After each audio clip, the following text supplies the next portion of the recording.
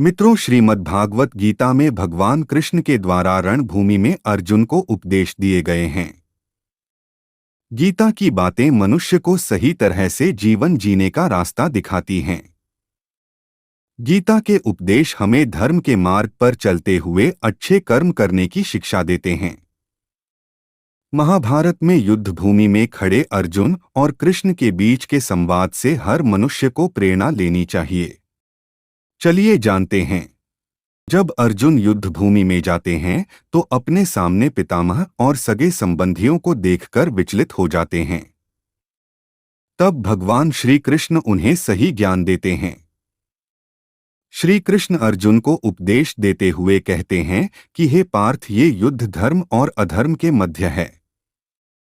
इसलिए अपने शस्त्र उठाओ और धर्म की स्थापना करो। भगवान श्री कृष्ण धर्म के मार्ग पर चलने की शिक्षा देते हैं।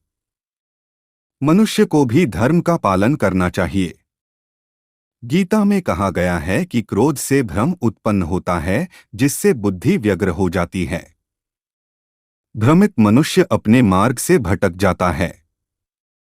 तब सारे तर्कों का नाश हो जाता है, जिसके कारण मनुष्य का पतन हो जाता है। इसलिए हमें अपने क्रोध पर नियंत्रण रखना चाहिए। गीता में भगवान श्री कृष्ण ने कहा है कि मनुष्य को उसके द्वारा किए गए कर्मों के अनुसार ही फल प्राप्त होता है। इसलिए मनुष्य को सदैव सत्कर्म करने चाहिए। गीता में कही गई इन बातों को प्रत्येक व्यक्ति को अपने जीवन में मानना चाहिए। आत्मा इस संसार में दृश्यमान सभी कुछ नाशवान है। जिसका जन्म होता है उसका एक दिन मरण भी अवश्य होगा। इसीलिए शरीर प्रत्येक युग में जन्मता मरता रहता है। यह समझकर ज्ञानीजन शरीर के संबंध में मोह नहीं करते, किंतु शरीर में विद्यमान आत्मा अजन्मा, अविनाशी, अक्षर, अव्यय और नित्य है। वह लाख उपाय करके भी नष्ट नहीं किया जा सकता। अज्ञानी शरीर और आत्मा में भेद दृष्टि नहीं रख पाते, इसीलिए दुखी सुखी होते हैं। इसी भ्रम के कारण वे सत्कर्म और सद्धर्म से वंचित भी रह जाते हैं, जबकि किसी भी स्थिति में किसी बात का प्रभाव आत्मा पर नहीं पड़ता। वह पाप लिप्त भी नहीं होता। वह अचल सनातन नित्य एक रूप ही रहता है। इस तथ्य को जानने वाला आत्मस्थ पुरुष मोह के कारण कर्तव्य मार्ग से विचलित नहीं होता। उसकी बुद्धि भी स्थिर और अडिग रहती है। निश्चल बुद्धि से किए गए अल्प साधन भी उत्तम फलदायी होते हैं। परमात्मा लोक वेद में प्रसिद्ध पुरुषोत्तम ही परमात्मा है। वह स्वयं प्रकाश किसी से प्रकाशित नहीं होता, अपितु सूर्य, चंद्र, नक्षत्रादि उसी के प्रकाश से प्रकाशित होते हैं। अखिल ब्रह्मांड के कण-कण में वह विद्यमान है।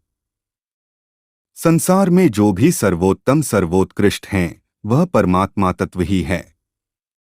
ब्रह्मांड में समस्त ज्ञान, सौंदर्य, तेज, बल उसी परमात्मा का ही रूप है।